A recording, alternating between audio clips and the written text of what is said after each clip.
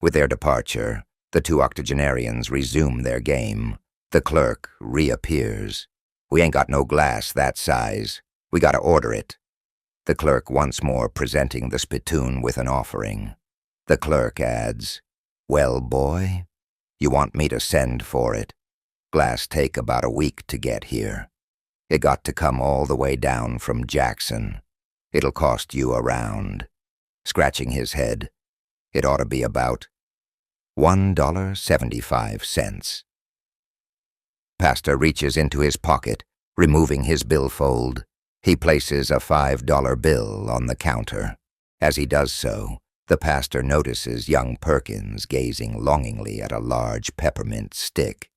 "Give one of those candies to the boy." Young Perkins smiles pleasantly at his friendly benefactor. The clerk yet again adds to the overflow. He then reaches into the jar and removes one of the sticks of peppermint. "Here." The clerk offers the youth the peppermint stick. The grime on the clerk's fingers presents an unappetizing sight.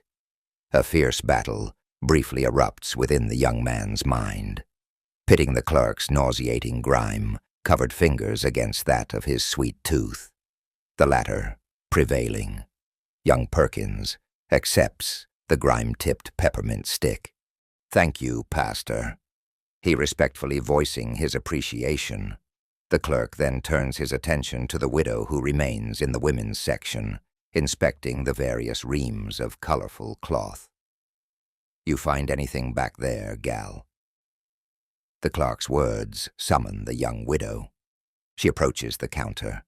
In her arms, she holds several yards of colorful fabric. She places them on the counter and inquires as to the price. Scratching his head once more, the clerk replies, $1.25. The widow carries a small pocketbook. Opening it, she retrieves a small coin purse. The pastor prevents her from purchasing the cloth. He once more plays the role of the benevolent benefactor.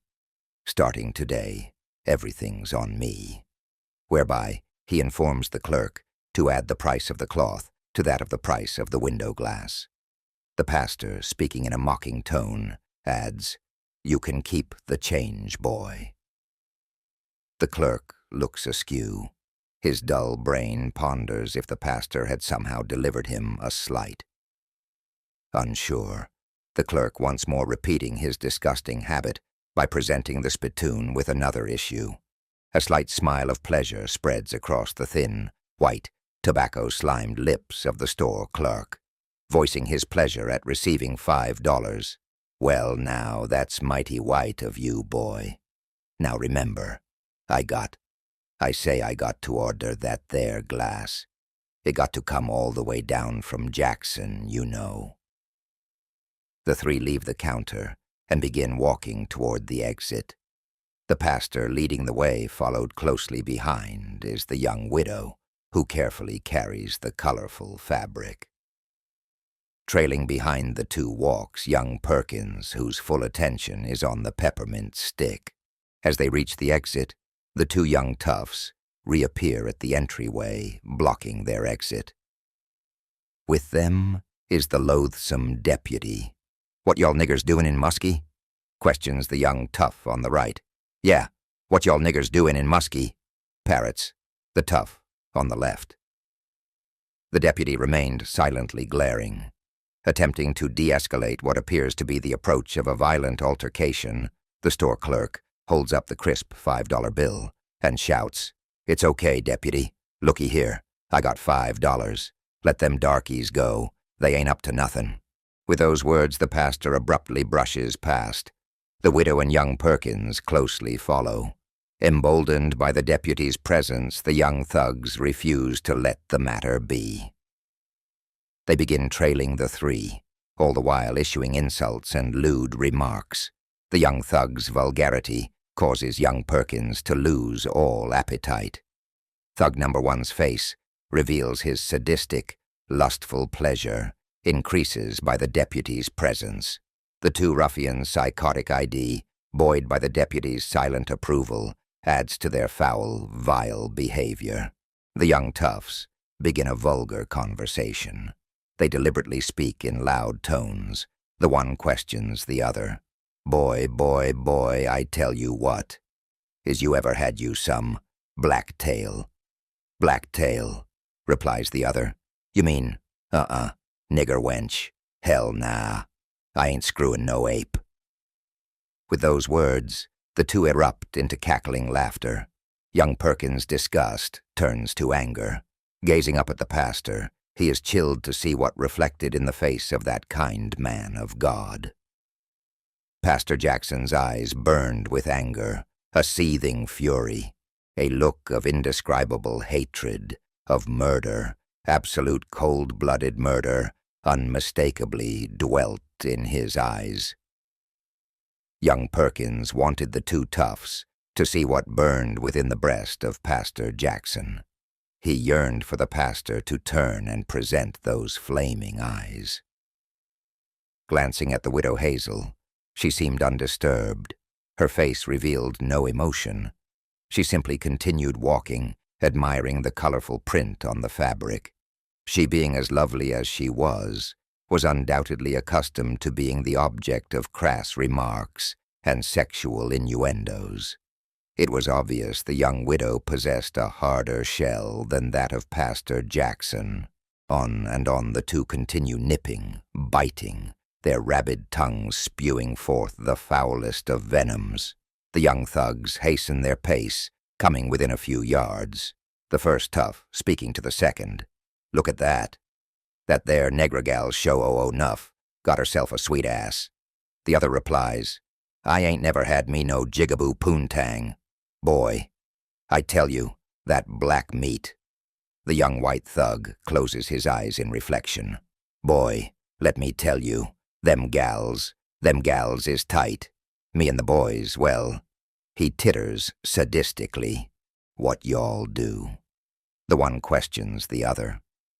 Slow down now, boy, let me tell you. A while back, me and the boys, well, we was driving down this here country road. You know Darryl, and Bubba, and 3 other fellas. Well, it was late, see?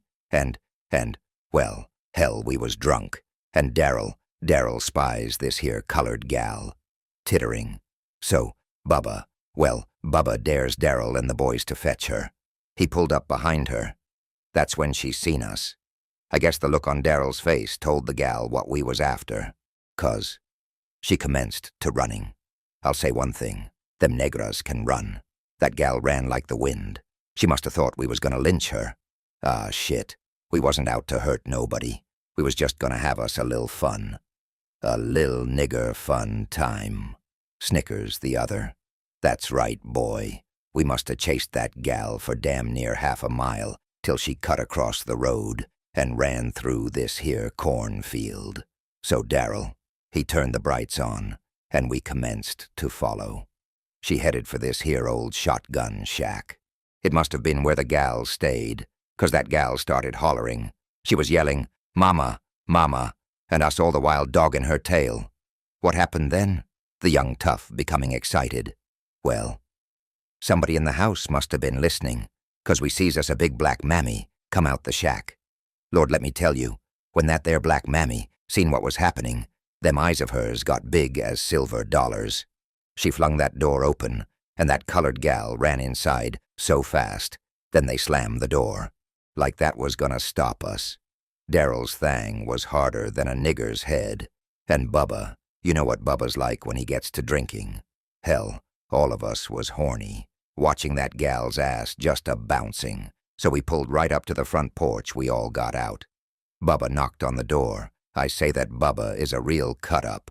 Bubba said, little pigs, let me come in. Darryl didn't waste no time. Darryl just kicked the door wide open. And there was that there black mammy holding that gal. One of the boys grabbed that old bitch by her nappy hair and gave her a good one, right in the face. They's 2 things you can't give a nigger. Whereupon the two speak the answer in unison, a black eye and a fat lip. Chuckling, he continues, well, now this here colored mammy goes down, and I mean hard. Darryl grabs that there black wench. We sprawl her across her mammy's kitchen table, and we goes to town, one after the other. That night was about the most fun I done had in quite a spell. All 6 of us, we spent damn near the whole night screwing that nigger gal. Giving his companion a friendly slap on the back, he exclaims, "Y'all pulled a Georgia train on that gal." So, I know how tight them black wenches be. 'Cause around 3 o'clock it was my turn for seconds. That there gal was just as tight as the first time. She did bleed something awful, but she was still tight. That's how I know. I can tell by just looking at that negra gal in front of us, just by the way she walk. She got a real tight on. That was it. The pastor does an immediate about-face. His eyes speak all. Now. Young Perkins thinks to himself, now what? Start talking your mess, now. The young ruffians immediately realize if they dare utter another word, it may very well cost them their lives. Young Perkins notices the pastor's hands have formed into 2 mighty fists. Swing, knock the hell out of them. The young man's mind screams for the pastor to act. He wants to see those fists smash the teeth from the mouths of the 2 foul-mouthed crackers. The young widow's eyes nervously stare in anticipation of a violent altercation. But what the pastor does is quite unexpected to the 2. Pastor Jackson reaches into the pocket of his suit coat and withdraws a small black Bible. Presenting it like a weapon, he extends his arm and begins speaking. He commands them in the name of God, by the blood of Christ, to be silent. Whether it was the power of suggestion, or fear, or maybe perhaps it was actually the power of the Holy Spirit. But the 2 young thugs instantly become silent. Not just silent, but mute. The look on their faces conveyed their level of fear as they attempted to speak to one another, grabbing their throats. They frantically gripped their neck, rubbing their larynx, stroking their Adam's apple. Were they choking? It was as if someone, some power, some force, had them by their throats. The pastor begins speaking in a tongue, a language, not German, not French, not Spanish. He spoke in an unknown tongue, whereupon the 2 toughs suddenly dropped to their knees, clutching their throats, one attempting to speak to the other, while the other stares up at the pastor in shock and disbelief. This encounter happens to take place a few yards from the pool hall, where Jubal sits on the stool of his shoeshine stand, watching the bizarre drama. The deputy, noticing the strange reaction of the 2, comes to their defense. He runs down the block, one hand on his holster, the other on his nightstick. The deputy shouts, "Nigger, what you done to them boys?" Rushing up to the pastor, he withdraws his baton. Raising it, he attempts to bring it down. A strong hand of the pastor catches the deputy's arm. A tussle ensues. The widow Hazel begins crying out declarations of, "No, Jesus, Jesus, Jesus, no." Young Perkins burns to help the pastor, but their violent tussling prevents the youth from doing so. The pastor gains the better of the deputy. Snatching the baton from his hand, he tosses it aside. It lands near the feet of Jubal, who all the while remains in place, staring, his eyes presenting a blank expression. Young Perkins quickly glances at the shoe black. The blank expression on Jubal's face denoted how completely he had been broken, how dead he was inside. The deputy's loud shouts of, "Get off me, nigger, I'll kill you. Somebody, get this nigger off me." The deputy's loud pleas bring several of the young toughs rushing out of the pool hall, although instead of helping the deputy, they rush to aid their young companions who remain on their knees clutching their throats. Among the group of poor whites happened to be the very individuals they were discussing, Darrell and Bubba. "What's wrong, boy?" demands Darrell, who stares at the 2 in befuddlement. One of the young men gazes up, tears streaming from his eyes. He opens his mouth as if to scream, but nothing. Bubba grips the other. He asks, "What is it? Say something, boy. This is me. Bubba. Bubba. Your buddy. Bubba." The second tough is as mute as his companion. Two of the group suddenly realizes the deputy's predicament. Grabbing the pastor by the arms, they drag him from atop the deputy, who lays on the pavement gasping for air, panting. Bubba notices the deputy's condition and begins delivering punishing blows to the pastor. All the while the group of white trash tightly hold Pastor Jackson in their grip. Seeing the pastor securely restrained, Darrell joins in the fun, all the while assailing the pastor with racial epithets. Young Perkins' eyes begged for Jubal to intercede, to at least protest, to do something, say something, anything. The young widow screams for the nightmare to stop.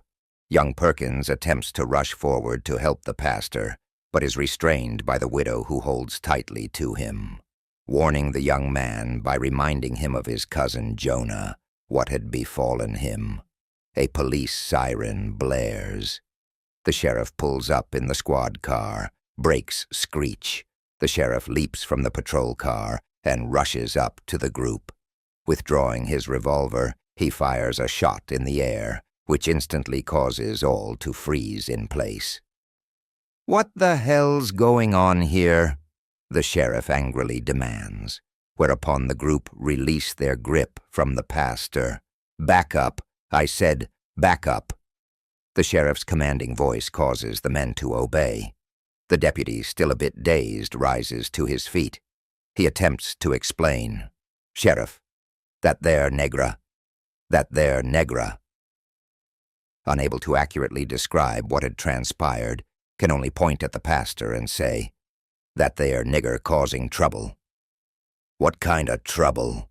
the angry sheriff shouts, his eyes questioning the two mutes, who attempt to answer through voiceless mouths. The sheriff then turns to Bubba. "Bubba, what's all this about?" Bubba merely shrugs and says, "I don't know, Sheriff. Me and Darrell and the boys heard a commotion, so we come out here and saw that negra atop the deputy." It is then that Jubal begins to show emotion. Sitting on his little workbench, he clutches himself, his arms wrapped tightly around his stomach, as if he were suddenly struck by a blow. His body slowly bending forward and leaning back, bending forward and leaning back, groaning. The shoeblack's deep-felt anguish gains the attention of all who stare in silence at the old man's deeply moving, mournful display. Sarah. Jubal's heart, rending cries for a granddaughter that had long been lost. The broken man's soul yearns to be reunited with that of which only death could unite. The deputy's guilty soul is angered by the shoeblack's raw emotions. "Shut that nigger up. You hear me, nigger? Stop all your damn blubbering." The remembrances punished the deputy, whose commands of silence fall on deaf ears. Jubal remains lost in despair. The deputy goes forward, walking up to Jubal. He bends and retrieves his nightstick that rests at the foot of the mournful soul. Raising the shiny black club above his head, he commands, "Nigger, what I tell you," before the deputy can deliver the blow. The sheriff rushes forward and roughly snatches the punishing instrument from the deputy's hand. "Who I be?" The sheriff angrily questions the deputy, his voice demanding respect for his superior position. "I say, who I be?" The sheriff's bellicosity immediately causes the deputy's cowardice to reveal itself. Cowed, the deputy is at first uncertain as to what the sheriff demands. "What? Why, you be sheriff." The sheriff's eyes grow narrow. Tossing the baton down to the ground, he turns to the group of young toughs and sternly speaks through gritted teeth. "Who I be?" The group of white thugs grumble amongst themselves. The sheriff once more bellows out, "I say, damn it, who I be?" One by one, the group murmurs the answer the sheriff requires. One by one, they grudgingly acknowledge the sheriff's superior position by stating, "You be sheriff." The sheriff, crossing his arms, orders the group to disperse, whereupon the young thugs slowly re-enter the pool hall, all the while mumbling expletives in low tones. The sheriff then turns his attention to the deputy and instructs him to return to the station. As the crowd vanishes, so vanishes Jubal's mournful display. The sheriff opens the car door and orders the three into the safety of the squad car. The widow Hazel tends to the pastor's superficial wounds. Young Perkins angrily glares at the deputy from the rear window of the squad car, his young heart all the while brimming with hate. A hate for the deputy, a hate for his white Confederates, a hate for Muskie, for Mississippi, for America.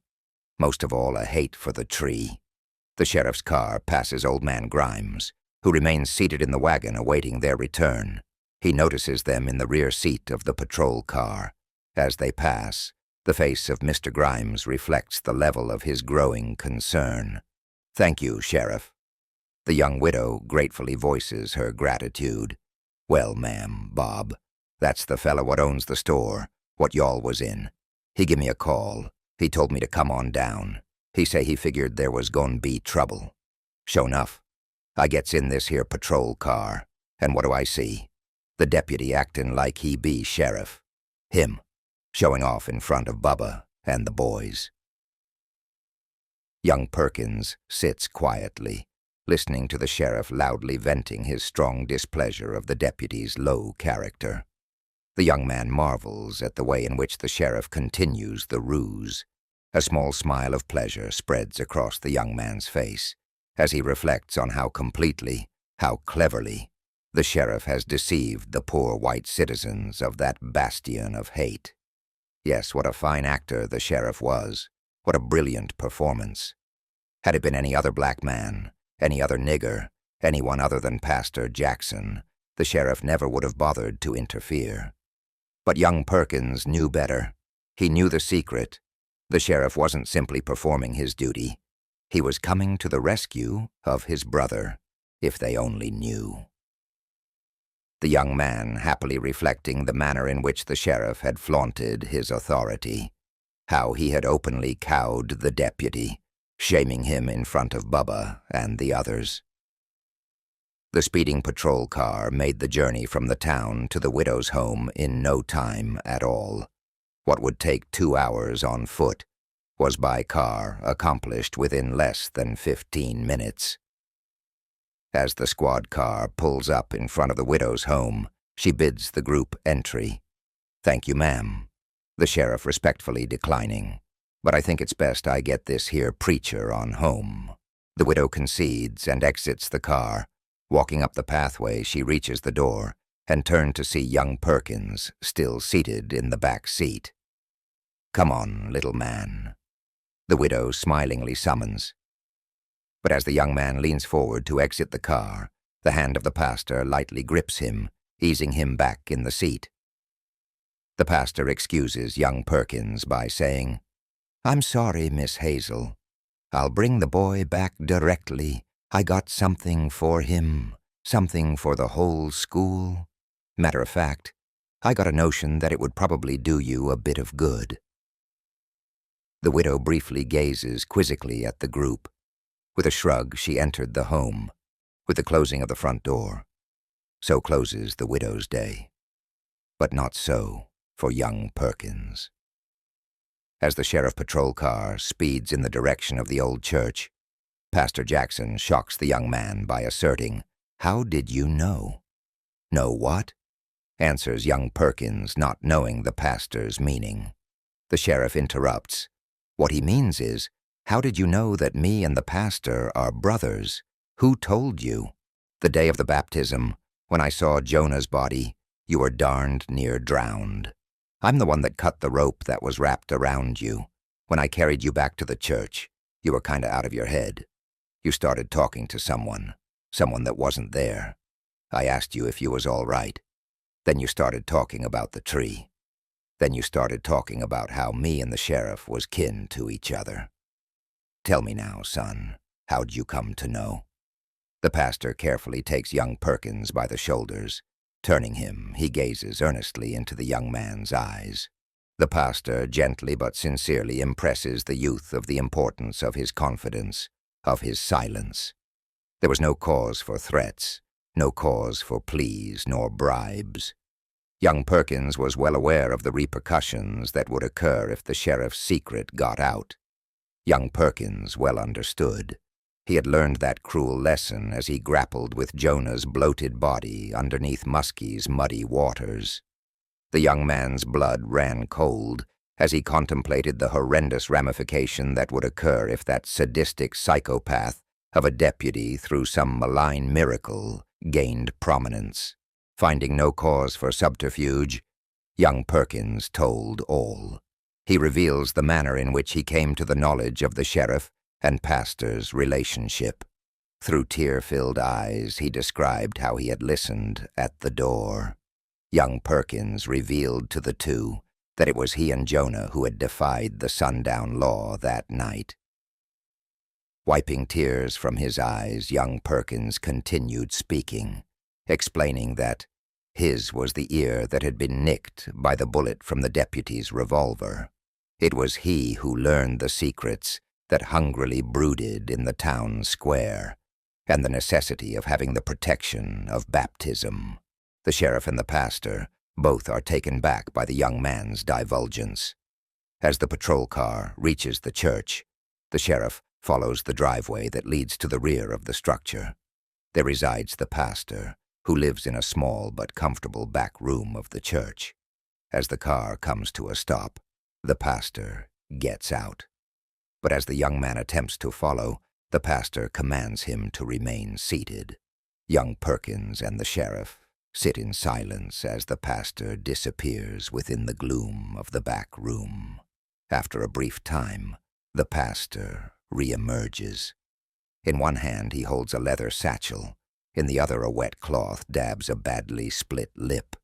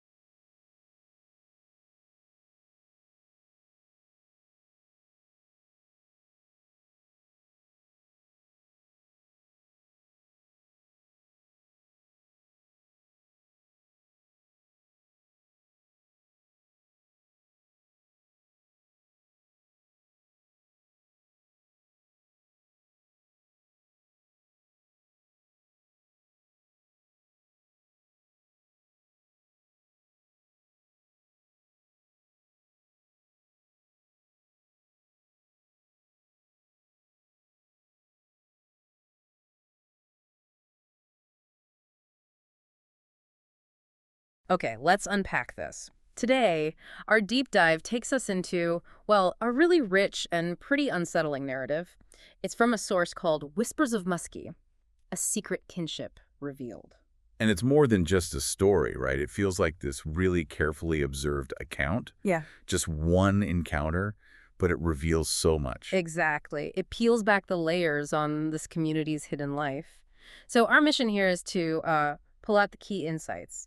We want to look at how the obvious conflicts, the racism, kind of mesh with these deeply buried secrets. And what that tells us about power, prejudice, and maybe even the human spirit in that kind of environment. Right. We've got this incredible material, and we're here to sort of guide you through it. So let's set the scene. We're in a general store, Muskie, Mississippi. We're following Pastor Jackson. He seems like a good guy, described as benevolent.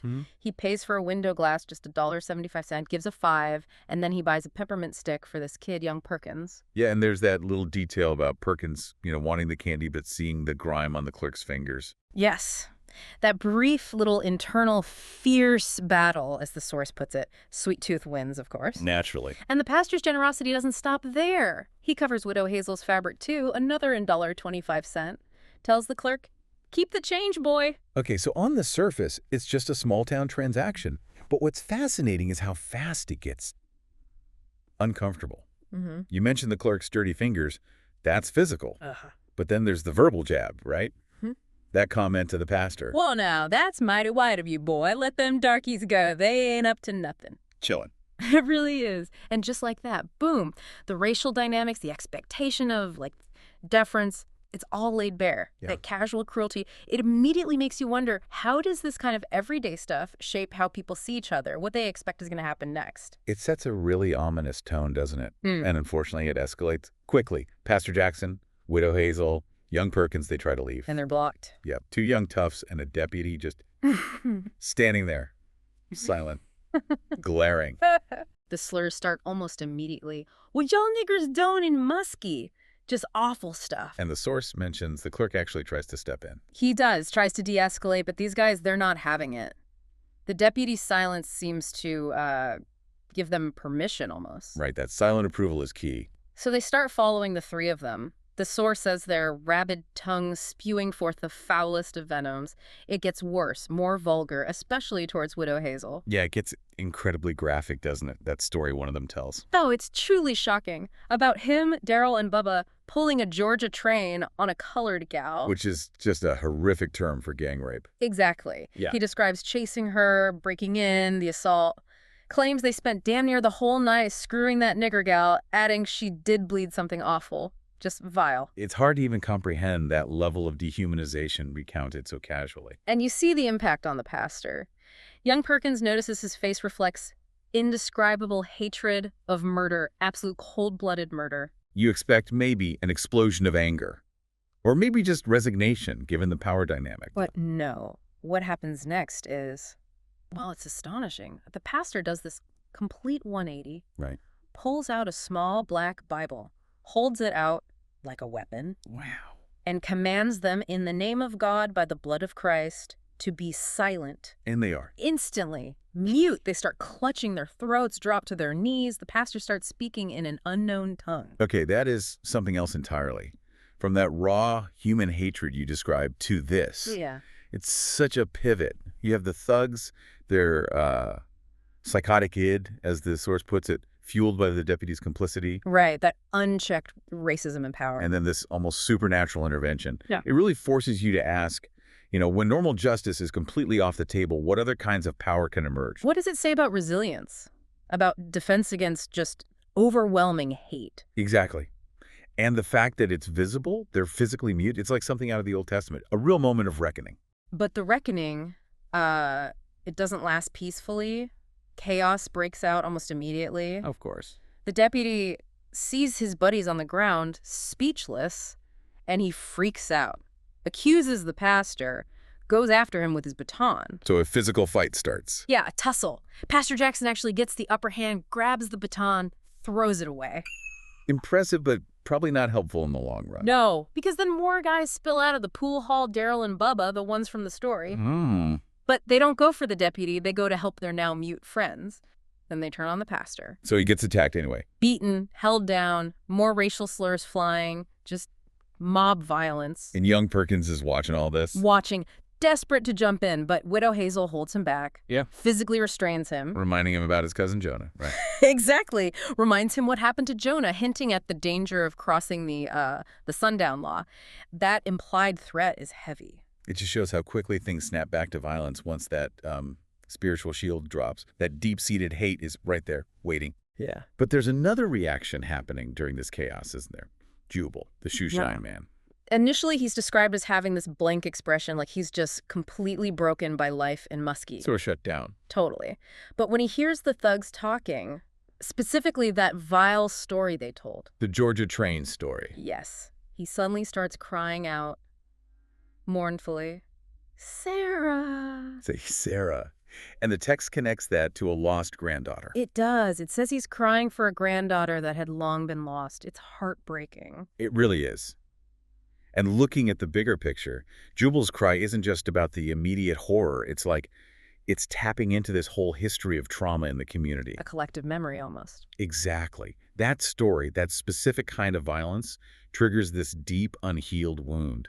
It shows how the past is never really past there. It just keeps echoing. And connects the current brutality to generations of suffering. It's a really powerful moment. It is.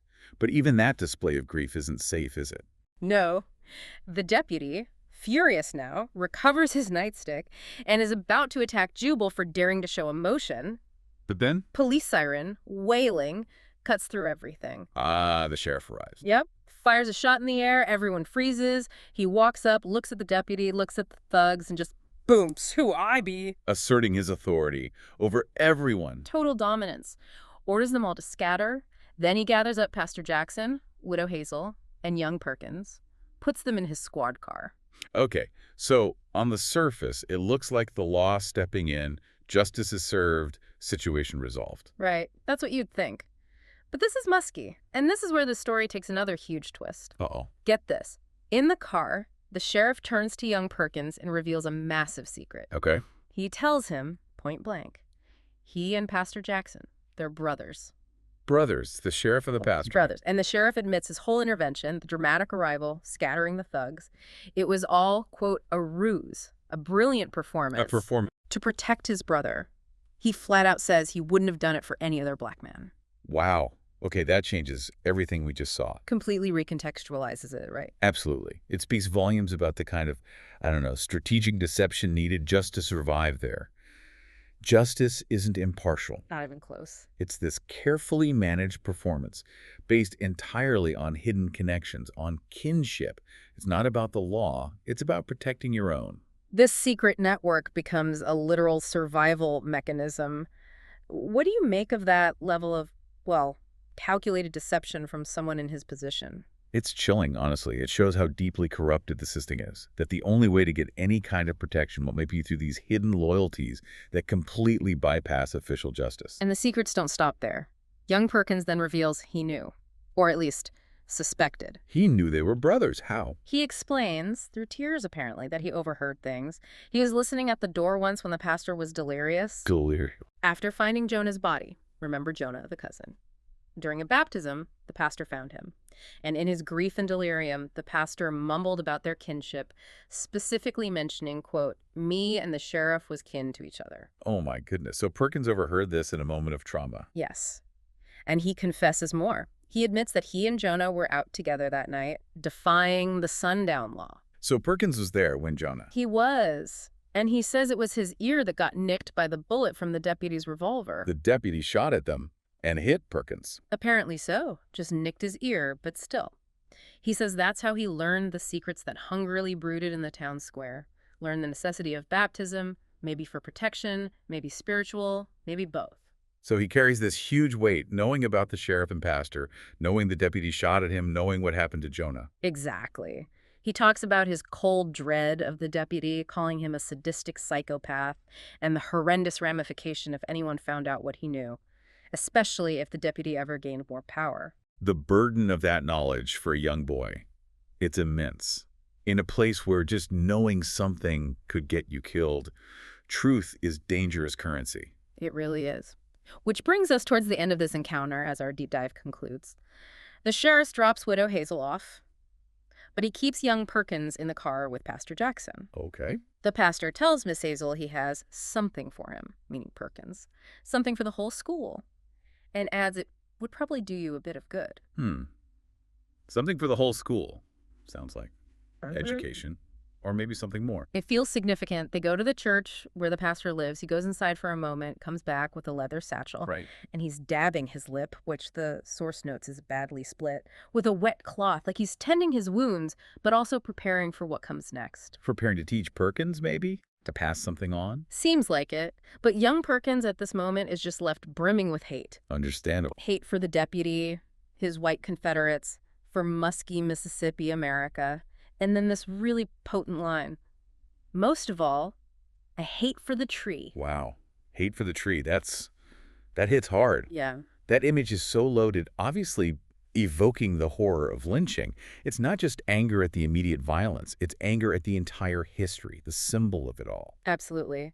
So this final scene, it doesn't feel like an ending, does it? It feels like the beginning of something else for Perkins. Definitely. That pastor's intention, giving him something for the whole school, Yeah. it feels like passing down a legacy. But what kind? Right. Lessons in survival, resilience, understanding how power really works in Muskie. Probably all of the above. The pastor, wounded but ready to teach, it's a powerful image of carrying on despite the cost. And Perkins, filled with this righteous historical anger symbolized by the tree. You have to ask, how will all this shape him? How will these secrets, this new knowledge, this guidance from the pastor, equip him?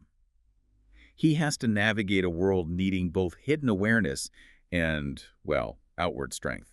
Maybe even become someone who fights back differently. So wrapping this up, what does this all mean for you listening in? This deep dive into Muskie. It's taken us from casual prejudice that just explodes into horrific violence. Right, through that really unexpected, almost divine intervention. And then into this tangled web of secrets that just completely upends what you think justice or community even means in that context. Yeah, we've seen how one really intense encounter can expose so much. Historical trauma, the alliances people build just to survive, the incredibly complex inner lives they lead under constant pressure. Navigating threats you can see and truths you have to hide. It really shows the power of secrets, but also those quiet acts of resistance, don't you think? Things that echo across time. It's a powerful story. Definitely unsettling, but illuminating, too. Makes you think about truth and knowledge and the different kinds of courage it takes just to exist in places steeped in injustice. It really does. So here's something to maybe mull over. Think about how knowledge, the stuff that's out in the open and the stuff that's kept hidden, works almost like currency or protection in difficult social situations. Yeah, what truths or maybe hidden connections, hidden kinships might you be missing in the stories you hear around you? What could they reveal about how power and resilience actually operate in your own world?